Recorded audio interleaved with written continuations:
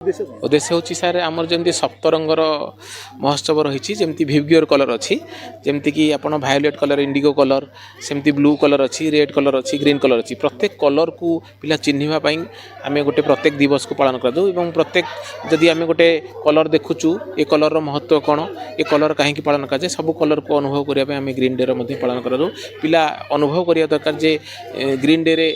कौन कौन पनीपरिया रही पार ग्रीन डे रे कौ कलर ग्रीन हो पार एवं पिला मध्य अनुभव करिया दरकार जे जे को रंग सबू को जिनसर रंग सबू ग्रीन तेणु ये सब जिन को अनुभव करने आम ग्रीन डे देखु शीतटा घरे रहिले बेसी शीत हुए किंतु जिते शीतर लहरटा बढ़ी बढ़ी बढ़ी बढ़ी चले लोक जिते मतुआला हो जाती से आउ शीत हुए तेणु टेम्परेचरटा से फिल करती तेणु आप देखते यात्रा प्रेमी जो मैंने से शीत राति से यात्रा देखुए केवे शीत हुए जो गीत प्रेमी से गीत जो मैंने शुणुवे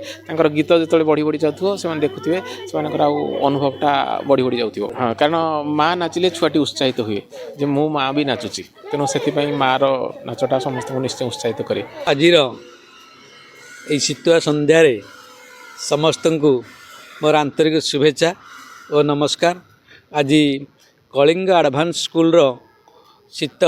फेस्टिवल आज हूँ द्वितीय दिवस। आज